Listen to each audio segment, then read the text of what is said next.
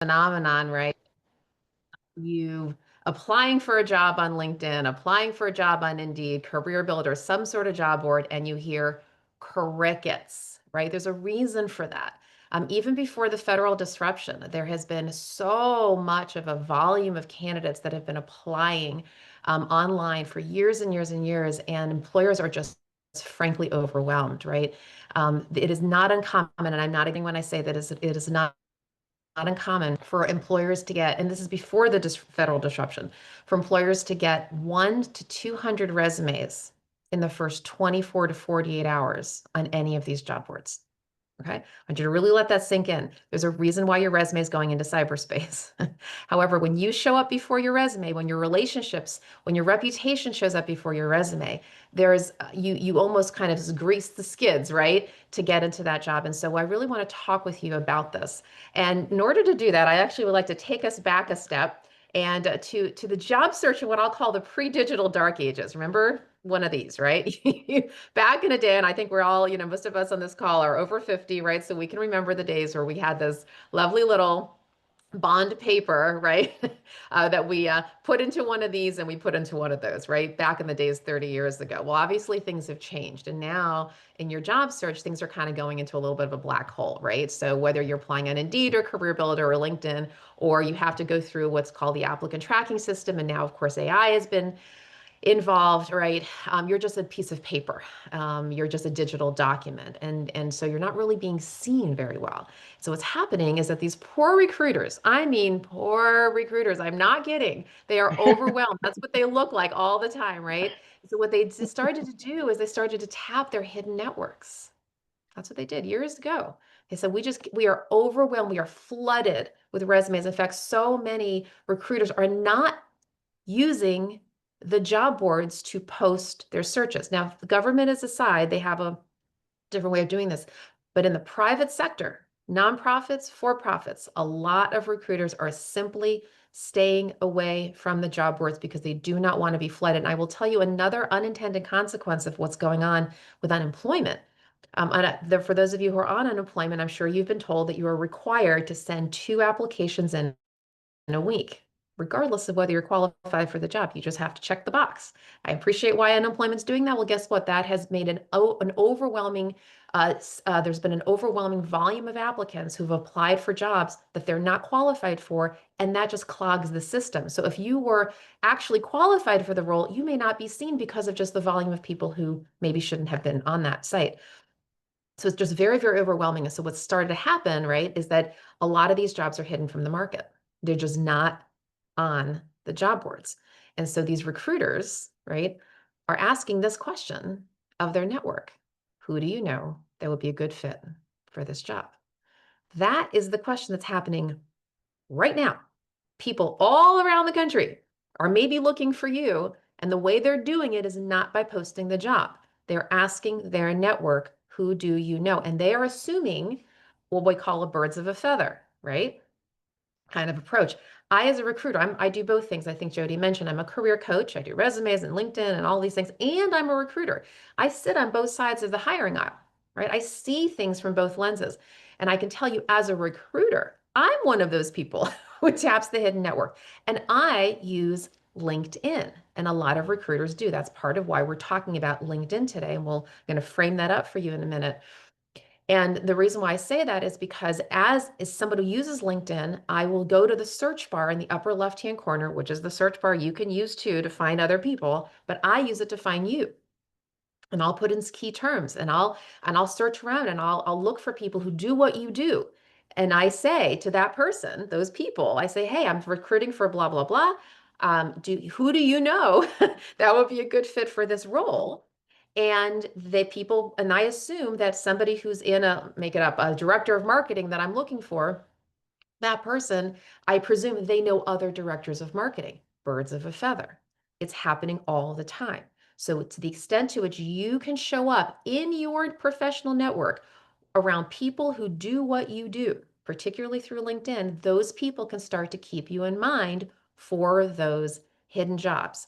as well as the people who relationally know you, love you, and trust you, and who are your biggest champions. And you can remind yourself of those people through LinkedIn. Those are the people who are going to want to extend themselves to help you. So I want you to get this as a concept, right? That there are people who you know that you may or may not know that are professionally related to you, who may be able to refer jobs that are not right for them but could be right for you. And there are people relationally to you who actually want to champion you. And we're going to be getting into this.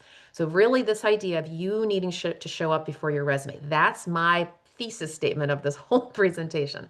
So the way that I get at that is something that I call your family network. So before we get into LinkedIn, I want to give you a whole strategy around networking. And I believe that there are these two types of people in your family network. People, again, who know you, like you, and trust you, and people who get what you do or want to do. These are two, if you will, columns. And when we go to these next slides, I'm going to share with you what I mean by this family tree. It's going to have twin siblings, first cousins, and second cousins. And there's going to be two different columns here. The people who are relational to you and the people who get what you do. So here we go. Twin siblings, first cousins, and second cousins. So on the know you side, okay, your twins are people who know you by voice, right? There's your family members, your best friend, your people who dance at your wedding and help you move, okay? Those folks. Your siblings are people who know you by first name, close colleagues. Actually, Jody, who just introduced me, I would consider her a sibling, right? I could call her. She could call Anne, who's been hosting this. Same thing. We could call each other, which we have. Hey, can you help me with this or that? You know those people. They know you and you're relational. You would help each other. Your first cousin is someone who's a past relationship, a very warm connection. By the way, make a note about this one. This is what we call a dormant connection. These are people you may not have talked to in 1 year, 5 years, 10 years, 25 years. As long as you left on good terms, they will be delighted to hear from you. The reason why I'm saying that slowly and clearly is I have had so many coaching clients who've said to me over the years, oh, but I've lost touch with so and so. It's so, no, don't worry about that. They will absolutely be thrilled to hear from you. It's that blast from the past conversation. Please go back and rekindle those relationships. You never know what can happen. I have too many examples to share with you of times where I've done that, and now I have great professional relationships with people. I mean, just fabulous stories. Please, please, please, please go after your dormant relationships. And then your past acquaintance, what I call your second cousin, is somebody who maybe you're friendly with, not so close. You just have to remind them of your first and last name, okay? I don't go into third cousins because those are almost strangers. These are the people relationally that you may want to reconnect with, okay? So the twin is somebody's like the hey, it's me, siblings like hi, first name. You know, first cousin is, oh, hi, John, it's Shira, long time no see. And the second cousin, it's, we met at the such and such event. Now, this is the second column, the people who get you by profession. I call this people in your lane. So your lane is your profession, like you're a marketer, you're an accountant, you're a program analyst. These are the things, this is what you do, people in your profession. Your twin, again, is somebody who does what you do. I mentioned this earlier. It's your best referral source. Your twins, your professional twins, are people who they're not competitors. Don't think of them as competitors. They're your competitive mates, not competitors, competitive mates. People who do something similar, but they could be relationally close to you, professionally close to you, because again, job's not right for them, could be right for you. Absolutely want to encourage you to lean into those particular people. And by the way, there are a lot of people in this call, particularly those who are in the federally disrupted space, who may be thinking about a career pivot. That's okay. You could be thinking about something, an aspirational lane, an aspirational profession. And what you want to do is connect with the people who do that work, so that they can inform you of what the career path is like, but again, so that they can keep you in mind for relative opportunities. So whether you're going into transitioning to something that you've already been doing or something that you yet aspire to do, those people, those twins can be really, really helpful. And something similar, in a sibling, people who do something similar to what you do. And I'm going to give you examples in a second. First cousins understand what you do, and second cousins are familiar. So you get the idea. So here's the example. So again, digital marketer is my example here. That's what you do. Your sibling is somebody maybe in marketing communications, which is a little broader. Your first cousin might be a public relations professional who understands what you do, and maybe your second cousin is a sales professional. You can kind of get what I'm talking about. But once you step outside of your professional connections, people may be relationally close to you, Like my next door neighbor is in IT. Well, he may not be able to help me very well. He may like me, but that doesn't mean that he can actually help me, right? So be thinking about people who are professionally close to you, because those are the people who are going to give you more meaningful introductions. Meaningful introductions. Shira, we have a Yeah. good question here from someone. It says, I have a network full of federal contractors and federal employees who are not hiring. Many people like me, health and human services research contractor, are having to pivot to new careers. What is the value of networking to us? I love that question because I have I been knew so. intentionally for about you guys for the last several months. And here's what I'm going to say, and I'm not going to be glib when I say this. I really, really mean it. The people in your network have a network. Your first level contacts have second level contacts. Just about everybody in your network has people in other sectors. Let me just give you an example. So you mentioned HHS, right? Okay. So whether it's HHS, CDC, NIH, take any of the medical, the health related agencies as an example. Betcha bottom dollar that people in your network know people in pharma, know people in hospitals, know people who are in biotech firms, biomedical firms, those kinds of things. Because whenever you're in a sector, whenever you're in an industry, now that we're in the industry slide here, you're part of an ecosystem. You're part of a larger ecosystem Mhm. of people who play in and around what you do. And the beauty of LinkedIn is that LinkedIn actually creates this cascading network way beyond your first level contacts. When you can tap in, for example, I'm gonna give you a practical example right now. Everybody can do this right here on this call, okay? You get on LinkedIn right now, this second. Get on LinkedIn and you go to your, I'm not gonna share it with you now because I'm still in my slides, okay? If you go to your My Network tab, which is in the top masthead, there's a button that says My Network. Click on My Network. And you're going to, actually, you don't even have to do that. Make it easier for you. Right now, put in the name in the search bar, put in the name of one of somebody in your first level contacts. Maybe it's somebody at HHS, maybe it's somebody who's a government contractor, but a name of a person who's at first level. When you click on that, when you open up that person, let's call him John Smith. When you click on John Smith's profile, okay, chances are there's a 98% chance that right underneath his name, you'll see it might say 500 plus connections or 200 connections or whatever it is. If that number is blue, if it's black, you can't click on it. But if it's blue, you can click on it. When you do, now you're going to see that person's first level connections.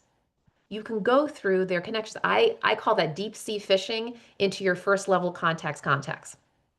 So now you're going into John Smith's first level connections, and you will be surprised at how many people are just outside the sector. Now, sure, he's probably going to have government contractors, he's probably going to have HHS, but Mhm. likely he's going to have other people as well. And not only that, he's got people that are in his second levels that you can't see, okay? But he knows people. So if he goes into his network, he's going to start seeing his second levels, and those second levels could actually be his second levels, which are your third levels, could actually be good for you. My point is that there is an ecosystem of people in and around your industry who Mhm. connect to your industry that could actually be very, very helpful to help you pivot, not to something completely foreign to you, but something just on the outer perimeter. So think of like a solar system, Sure. right? Mhm. You're like in the center with Earth, but then maybe you go to Mars. Something that's just in and around where people feel like professionally or industry wise, you're a little bit connected. You're not exactly, but you're one step removed, and they still feel like you're part of the family. I'm going to give you one example. I'm sorry, I'm just passionate about this. Give you a No, practice. and there's more because another person saying my entire network has been decimated, with the Doge cuts, and so I get it, but my point is that you don't know the people who know the people. That's all. That's exactly. It's not your immediate first levels. All your first levels could be HHS or whatever, and all y'all have been dosed. I'm talking about their connections and their connections. I'll give you a very quick example of a practical example of this of the ecosystem thing. So recently, I was coaching a woman, and she's a K-12 administrator, not a superintendent, but somewhere in that kind of level. And I was teaching her how to network for herself because she herself wants to get out of K-12. But again, a lot of her people or her colleagues are in that world. And so we found a connection of hers that she didn't even realize it was like a second level connection. This woman, who I'll call her Sally, okay, the connection, this Sally person used to also be a K-12 administrator, principal, that kind of level. Turns out this Sally person ended up getting hired by what's called EdTech, an education technology firm, a for-profit company. Why did that EdTech person hire her? Because Sally comes from their clientele, comes from the sector that this company markets to. So she ends up leading, the Sally person leads their K-12 practice area because she's bringing with her all those relationships from K-12, and now this for-profit company saw benefit in her. My point is that there is a larger ecosystem. Go Hmm. into your first level contacts, your HHS people, all those people have been doged. Go do deep sea fishing into all those people, and it'll take some time, and then look to see who do they know that could actually Hmm. step removed from the sector that you just came from. I want you to expand your mindset beyond your first level contacts to think about your first levels, what will be your second levels, their first levels, but your second levels, and so forth and Hmm. so on. Okay, that's a long answer. Excellent. I think that helps everybody on this call. Yeah. And here's another excellent question. How do you ask for the help of your network? It's very uncomfortable for me. And I'm sure other people say, feel Sure. that same way. Sure, Hmm. sure, sure, sure. And by the way, I'm happy to stay off of my slides now. We can just answer questions if you like. So totally fine. Happy to riff off of this. So before I give you in fact, I actually have a slide in here that gives you some language, but I don't just want to give you the language. I want to shape your mindset. Hmm. Okay. This is a mindset thing. The mindset is this.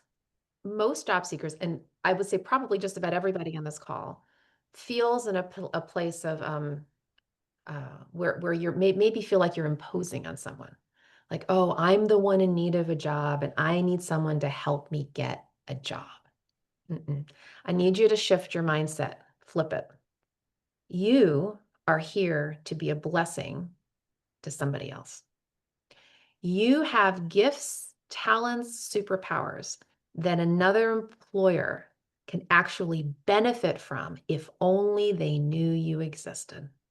Employers right now, including the lovely woman who was on this call right before me, who was from, I guess, local government. Couldn't understand where, but she's from local government. She's looking for great people. Her hiring managers are looking for great people. Employers across this country are looking for great, talented people. And the way that they do it is remember I mentioned earlier, they are networking to try to find you. If you hide your light under a bushel, if you think to yourself, oh, well, I can't impose, or I'm feeling nervous, or I don't know, how do I position myself? I'm feeling maybe desperate or whatever it is. You need to flip your mindset. You need to say, guess what? I actually have some superpowers here. There are employers out there right now looking for me. If I let my network know that they could bet that their network could benefit from my services, somebody else is getting blessed. And I want to give you a very quick example. It happened to me a few years ago, and I love to tell this story now because I learned a lesson myself. So I'm in business for myself, and I have multiple lanes to my highway. I'm a recruiter and a coach, a career coach, an executive coach. I do blah, blah, blah, blah. I do all these different things. Why do I mention that? Because some people only know me through one of my lanes. So I have this employer, and his name is David, and he works for a technology company. And for a number of years now, I have done what's called outplacement, meaning I career coach people that they have to lay off. And David only knew me in that capacity. And so one day, a few years ago, I'm talking to him, just having a conversation, and he starts telling me about all his people problems and stuff. And I said, "Oh, well, David," I said casually, I'm like, "Oh, well, David, I'm a recruiter and an executive coach." He goes, "You're what? Wait, you're what?" I'm like, "What do you mean you're what? I'm what?"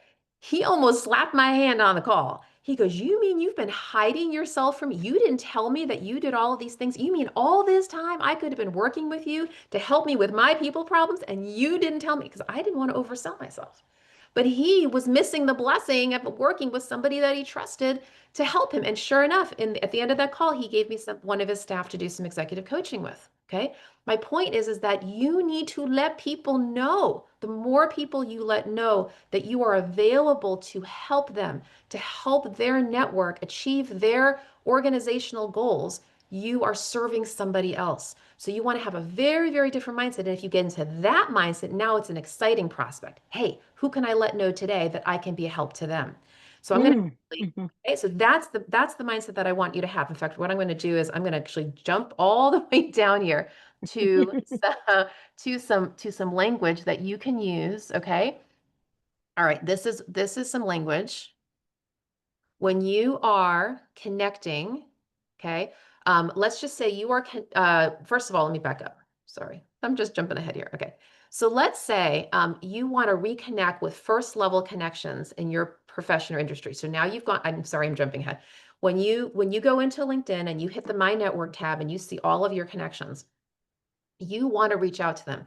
These are people, let me back up a slide actually. Why do you want to do this? Because they want to help you. They need your help too. Okay. Again, you want to be a blessing to them. So, depending on the trust that you built when you last saw them, they should be very happy to hear from you. Okay. So, when you're reconnecting with your first levels, first of all, technical tip, reach out through LinkedIn and through email. LinkedIn and email. Why? A lot of people don't check their LinkedIn. You might be among them. I've been among them, right? We mostly forget. So you want to do both. You want to send an email and a LinkedIn. And to find the email of your first level connection, you have to open up their profile, hit the contact info button. 9 times out of 10, their email address is going to be there. One time out of 10, they might be too confidential. They don't want anybody to know, but most people have their email there. Then here is just a sample message. This is just what I call a rekindling kind of connection. You haven't talked to this person a long time, right? There's 100 people there you haven't talked to. Hi, Jane. Hope you're well. It's been some time since we last connected. Wanted to invite you for a Zoom catch-up call, see how you're doing. Happy to share some developments on my end, right? Okay, if I toss out some dates like that. Very, whatever, in your own language, very casual. I have done that myself to great success. I tend to do it the last couple of years. I've done it over the holidays because it's been kind of slow. And like in January, I'll say, hey, Happy New Year, been a while. When I've done that the last 2 years, my January and February are booked up to the hilt with all these people reconnect and say, oh my gosh, Shira, it's been so long. Let's catch up, blah, blah, blah. I do these little 30-minute catch-up calls, right? For those like next 2 months. It works.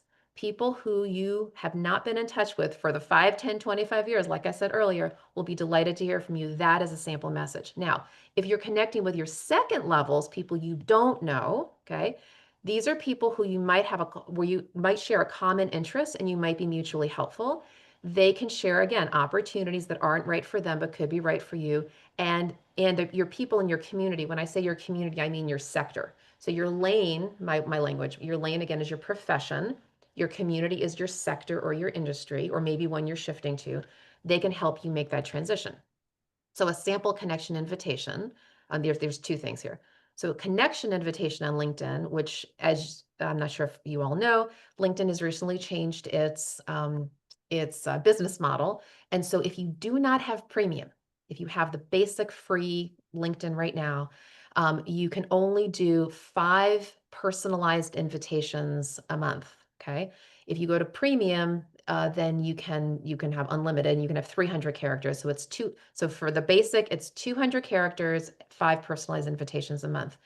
If you want to actually do a lot of searching and a lot of connecting, what you may want to do is try out the LinkedIn Premium for the free 30 days, but have yourself really prepared, ready to go. Like have your whole strategy ready and just maximize your 30 days. But anyway, this is a sample connection invitation. Hey, hi, John. We're connected through Mary Smith. By the way, notice I did not say Mary Smith referred me. Mary Smith didn't refer you. You're simply connected to Mary. So just mention her name. We're connected through Mary. I'm reaching out because we share some career interests, or maybe you might say I am recareering into, right, transitioning into the blah blah sector or the blah blah profession. Hoping you might be open to exploring synergies. Let me know if you're interested in a Zoom chat and I'll toss out some dates. And hopefully that person accepts your invitation. Now, again, a lot of people don't check their LinkedIn, okay? They just don't. And so you need to take, I'm going to use a metaphor, you need to take a farmer approach to your networking. Farmers understand when they plant seeds in the field that the birds, the wind, and the rain are going to eat 50% of the seeds. That means you have to plant many, many, many, many more seeds than you actually are going to bear fruit. So you got to plant this many seeds and you're going to yield this many connections, all right? Or in sales, people call it the sales funnel or the sales pipeline, where the funnel is this big and then down here is how many comes out. So that means you don't never, never, never, never expect when you send out these requests, invitations, messages, that it's going to be a one-to-one. I reach out, they reach back. No, people forget. They don't check their LinkedIn. They check it, but then they go on to something else. They're distracted and they forgot that they didn't respond to you. I mean, there's a million reasons why they may not respond. So your job is to strategize and to think, who do I actually want to talk to? You do searching and you sit down, and I mean, this is a tactical tip, but it works. It's almost like an assembly line kind of approach. You have all your people ready to go, have a little note, and you just hit Control V, paste, right? Paste, paste, paste, paste, paste, and just shoom, you just send them all out at once, tweak, the little messages, but you send them all out in a whoosh. And then when you do that, typically, you'll get some sort of nice percentage. I'm gonna say a big percentage, but a percentage, maybe it's 20%, right, that respond. And when that happens all at once, it makes it a lot easier to schedule because now you're like in networking mode and you can schedule your networking conversations in sort of a finite amount of time. And when that happens, every time you get on a call, have a relational call, ask them what they're doing. If it's somebody you know or somebody you don't know, you have to think about how to phrase that. But if it's somebody you know, of course, ask them how they are. It's been a long time, whatever, what's going on with them. Try to be personal and relational. You're not just here for yourself, you're here for them too. So I'm going to make up repurpose a phrase, and I'm going to say, necessity is the mother of networking. Okay. Right. Meaning you have a necessity to go out and network, but guess what? You may get on a call with someone who actually was so thankful that you got on the call with them because they needed you at that moment. Maybe it was a personal need. You never know. They needed a referral for something, and you were the person to help them. So get on, be relational with them. With the second level person, of course, you don't know them. And so you want to ask what they do and what challenges they have and all these things. And then you want to share about yourself and what is going on with you and your job search and see where you can have mutually aligned synergies. All right. So, anyway, back to the messaging, you see the sample connection. And then I gave at the bottom here a sample message to a first level connection who knows a second level. Meaning in the top part of the slide, if you want to go directly, reach out directly to to John, that's a very efficient way to do it. It may or may not be affected because Mary didn't make the introduction. Whereas in the second bottom down section at the bottom, it's the opposite. Now you're actually asking Mary to broker an introduction. Okay, so hi Mary, hope you're well. Notice you're connected to John. Be grateful if you consider forwarding my resume.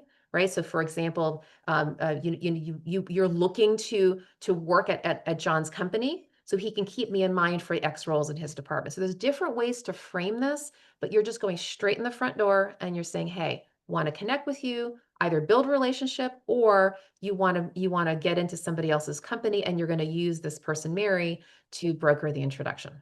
Okay, so that's the kind of a long thing. And I realize we only have 15 minutes left. So Jody, were there other Yeah. answer right Yes. I mean, now? I'm happy to so, bounce around my slides. right. So someone said, can they see when you are doing deep sea fishing on their LinkedIn? Oh, okay, because people are always concerned about Nope, about nope, that. nope. Um, Not someone said, what do you do? Let's see. This there was okay. There were a lot of good points. Let's see. Okay, that was a no. Okay. Um, someone said I cringe whenever I'm on a recruitment call and I'm asked, "What year did you graduate?" Which I don't even know why at our point they and they removed that. that graduation year from their LinkedIn profile. Would you? Yeah, they're not, let's say they're not supposed to ask you. It's not it's not legal to, oh gosh, this is a whole long story. In the private sector, it's not legal to ask when somebody graduated high school. They can technically ask when you graduated college. They shouldn't. It's not couth, but they do. You may want to just pivot as gently as you can and say, "Hey, appreciate the question. I'd really love to focus on my years of experience relative to this role. Can we go ahead and talk about that instead?" Maybe you can gently shift it. It's a little awkward to do it. They just shouldn't be asking the question, frankly. Right. How do we know who is legit when they reach out? This person says, I get tons of direct messages on LinkedIn from people saying they're recruiters, but the job they're offering is vague. It always comes with a request to contact them for more information. So that's a very, people are getting all these, Well, okay, so here again another story. While on the one hand, there are recruiters who are not ethical and then there's, fake jobs. Yes, that does exist. I can't ignore that. That happens. Hmm. However, not all of the people who are rating those requests are illegitimate. Not at all. And let me explain why, because this is what I'm about to share is something that no job seeker should actually whatever even know about. And that has to do with the world of recruiting. And when I say the Mm. world of recruiting, I mean the world of third party recruiting, not corporate recruiters, not like the woman who was on the call right before me. I believe, I guess she's in human resources. I don't mean the person who works in the organization. I mean the worst person who works for the organization, like myself, frankly, a third party. Some people call us headhunters, staffing agencies, those kinds of things. Here's why I'm mentioning that. In the world of third party recruiting, there is a business model called contingent recruiting, which is different than retained recruiting. I do retained recruiting, which means that I have an exclusive relationship with my employer client.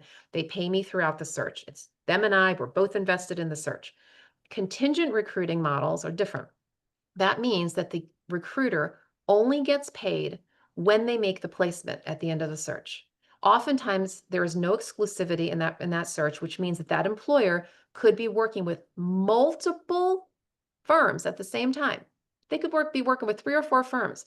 And that means that they know that they've got competition. So when that recruiter posts a job, they have to keep the job confidential because otherwise all their colleagues are going to know that they've got that search. So they want you to come to them. Once they get you on the call and they recognize that you are valid, a viable candidate, then they can go ahead and let you know actually what the search is, but otherwise they have to keep it confidential on the posting. That's what's going on for those folks. So that's actually very legit because it's a business model. They have to protect themselves. But otherwise, yes, there are some people who do it, nefariously. What I would do is I would just assume best intent, assume that it's actually okay, take the next step, just the next step, and see what happens and see how you feel about it and how that person is engaging with you. You can always back out. So that's what I would do. Just I would assume it's good and then, trust but verify. That's my Right, okay. How can we be proud of our seasoned experience, over 20 or 30 years of experience, without being discriminated? What number of years to put on the LinkedIn profile? sure. It's a great question. Actually, I get that question for both the resume and the LinkedIn, and it's a little bit of a different. Exactly. So on the resume, I typically recommend to go back approximately no more than 20 years. Um, and that is only because when you are back up, if you put in too few years, let's say you only go back 10 years, you might actually look underqualified for the kind of role you're looking for, particularly if you're looking for a role that's sort of a fairly senior-ish level role, a leadership level role. 10 years could make you look underqualified. 20 years is perfectly appropriate now. Some of you might say, yeah, but I've got this amazing experience 30 years ago.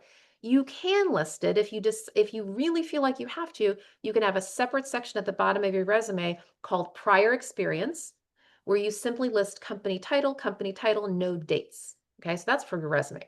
LinkedIn's a little different because there is no prior experience section. In LinkedIn, for your experience section, you have to put dates. Okay, so what I recommend is just go back the 20-ish years. I say approximately because I know sometimes you might have a job that, was over a 10-year period and it went back 25. You have to use your judgment. Okay, approximately 20, and that's it. Those are the dates, those are the positions you list because you have to list dates. And that's it. You don't do any of the prior experience because you can't, again, you have to use the dates. So that's what I mean. About 20 years across the board. Great. Does responding to others' invitations to connect count under the 5 per month limit, or No, is that only when we initiate a connection? only when you initiate and it's not even, okay, so understand too, when you initiate, if you don't personalize the invitation, you're not dinged for that, okay? So let's just say right now you're a free user and you just want to hit connect, connect, connect, connect, connect. No personalized invitation, just hit connect. You're not dinged for that, meaning you can do kind of as many as you want. However, I was on a call at Jody, as you know, yesterday with the JCA Career Gateway. I was doing a LinkedIn training, and Elise Barnes, who's the faculty for that program, she mentioned an interesting point. What's happening now is that LinkedIn keeps getting the business model of LinkedIn keeps getting smarter and smarter. And so if you're a free user and you just keep hitting connect, connect, connect, connect, connect, At some point, they're going to think that you're spamming people. And so they Mm, could actually pull back. And so what's recommended is do it thoughtfully. All right. Just do it thoughtfully. It's like do no more than like maybe 10 a week, something like 10 connections a week, something like that.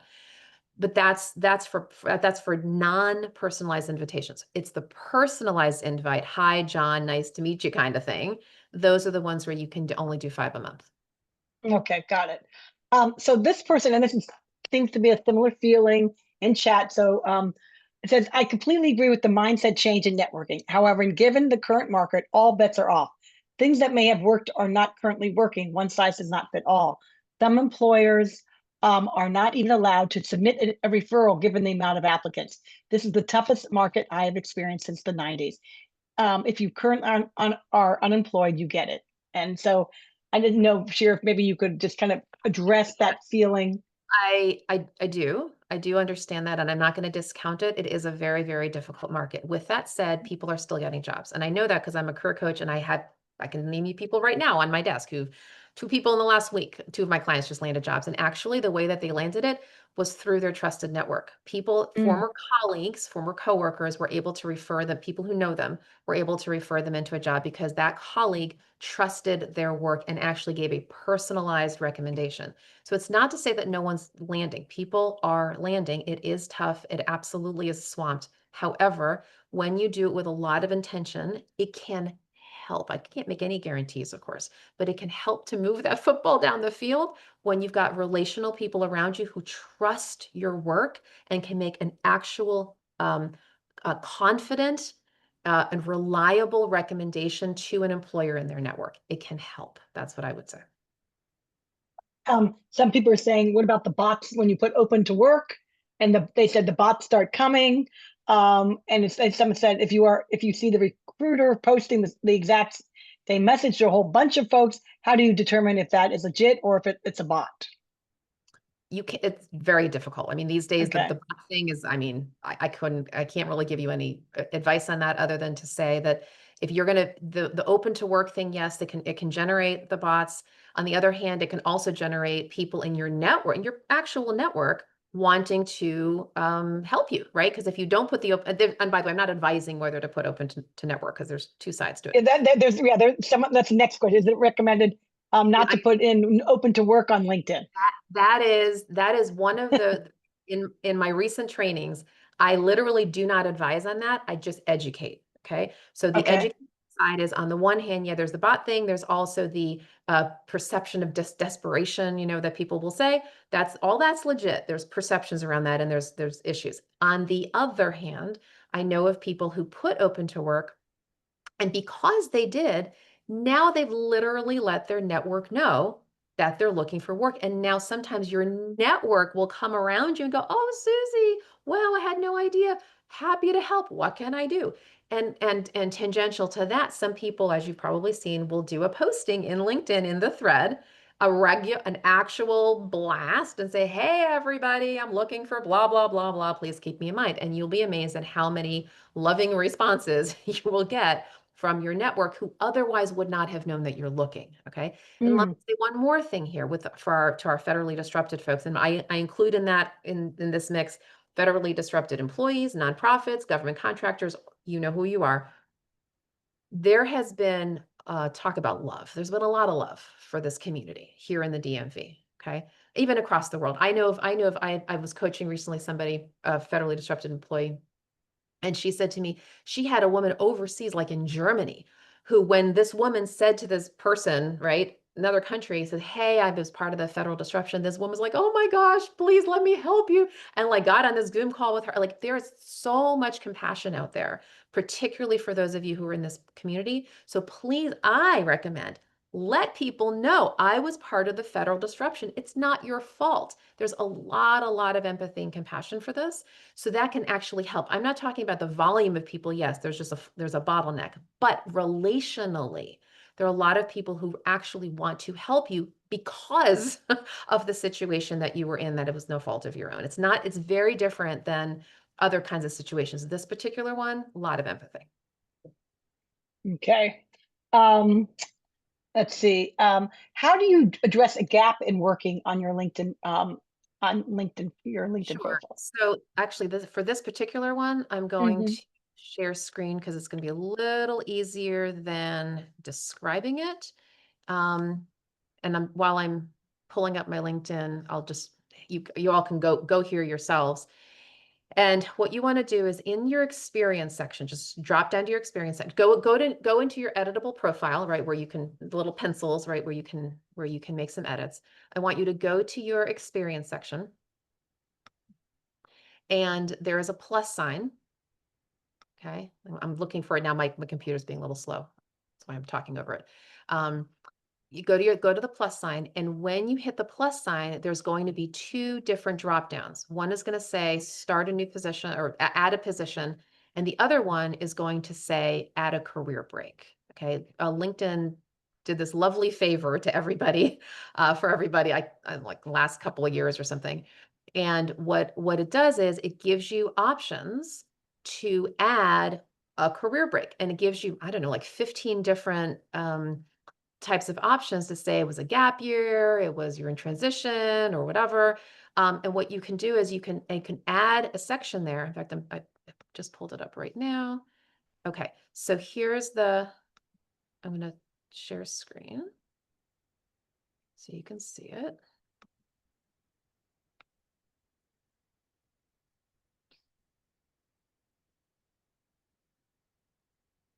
Okay, so right here, here's the plus sign, add a career break.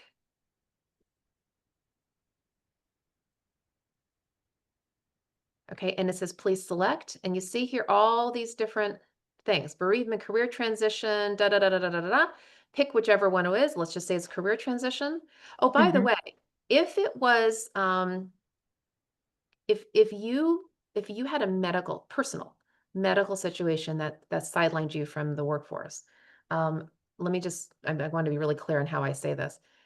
You are under absolutely no obligation. In fact, I would not recommend that you share any of that with any employer because it could be discriminatory. Even though according to the ADA, no one's allowed to discriminate. People are human beings, and sometimes that can happen. I would not recommend that you mention that at all. If you had to if that was your reason for doing it, I would pick something else. Like you could put caregiving. For example, and even on your resume, you can even put a little like parentheses and say you could have an entry that says personal caregiving or sabbatical or something like that, and you can just say spent time caring for a family member. You are your own family. Spent time caring Hmm. for a family member and then ready to return to the workforce as of March 2025. That kind of thing. So you could say caregiving. You could say gap year. You could say personal goal pursuit maybe, but I would say probably caregiving. Anyway, that's just that. So just let's just say you did caregiving and you put the either you're on the break or you're not on the break, the description, just a one-liner, spent time caring for this, da da da, and as of X date, ready to go back to work. Okay. And I know Okay. we're at Yes. A, 11:46. a couple of things. Will your slides be available, Shira? People are requesting your slides. Sure. And I'm going, yes. And in fact, let me do this. I will I assume you'll send them to Anne and she'll put them on. I will send them to Anne, and Okay, great. let me just do this for you. I want to show you very fast what you missed or what I missed in terms of being able to share. Okay. So, so you're aware. Hold on. Sorry. Trying And to get. people are wanting to know if they could connect with you, Oh, Shira, yes. so for a link to work on the LinkedIn profile and that Yep. kind of stuff. That kind of So stuff. Okay. Let me do yes, two things. two things. I'm going to multitask here. All right. First of all, I'm going to put a bunch of things in the chat. I already teed this up. And I'm going to tell you, first of all, what's in the chat that you're about to see. Give me 1 second. Okay. All right. So here, I want to just show you what I put a long bunch of things in the chat, and then I will go back to the desk. So what you Okay, see in this chat, who I am, my contact information. Okay. That's the first. perfect. I do career branding. I help people pivot. I love helping, of course, the folks who are right here in a federally disrupted world, but I'm cross-sectoral. I have some free job support groups. One is called Hire Moment Mastermind. This is for people who are in, kind of looking for traditional W-2 jobs. We meet bi-weekly on Fridays, including this Friday, from 9:15 to 10:15 a.m. Eastern. Okay. I also have another group called Boomer Works, and that is for people who want to re-career into self-employment. It's particularly for the 50 plus community, although we are age inclusive. If you go to the boomerworks.org and hit the training tab, you're going to see a whole bunch of videos. We've been doing trainings for the last 5 years. I have a new program for the federally disrupted employees. It's not launched yet. I'm intending to launch it over the summer. It's called Higher Vision. It's going to be a curated networking experience. So think about exactly to the question of that individual who said, "Oh my gosh, but all my whole network is in, government Hmm. contracts." Hmm. I'm going to put money where my mouth is, so to speak, right? And actually help people open up their first level contacts to other people in the group. So imagine you're on the call. We're going to put you in little pods, and you're going to be able to say to your little pod, "Hey, I'm looking, this is my lane, this is my community, this is what I'm looking for." Other people on the call are going to with permission, are going to open up their first levels and say, "Oh my gosh, I actually have somebody in pharma, I have somebody in higher education, blah blah blah," and then actually help broker introductions for you. So we really want to do, so that's what's taking some time in the background to figure out how to do this with a lot of people. But if you want to sign up, there's a Google sheet there, and you can put in your lane and your community and your contact information, and that'll come to us. So I have a team of volunteers, and when we're ready to launch, we will let you know, and we'll send an email out, and then you can sign up. Okay, so that's how you Terrific. be there. And then for the deck, let me just pull that back up, and And then and and Shira will be providing the deck to Ann Happ, who will then be sending it out. Ann, if perfect. I Ann will be sending it out as well, or will be a, So you'll see what I left out, which is actually some of the more specific training in terms of how to use the search bar, and there's which different is great. yeah. Perfect. And Now, do you have a few minutes to jump into chat to answer any answer questions, or do you need I to pop I off? no, I do have a few minutes, and I'm just gonna actually, sorry, I'm gonna put one more thing, one more thing Okay, in. good. No Um, problem. and that is, I forgot to put this in my list. I have a page on my website of videos just like this, that you can access. That right there, it says a purposeful hire / job seekers. I know there's questions coming in the chat, so you may not see, you have to go back up. And that has a bunch of videos and branding and networking and interviewing and all these things that you can avail yourself of. Phew. All right. Well, Per- so Perfect. So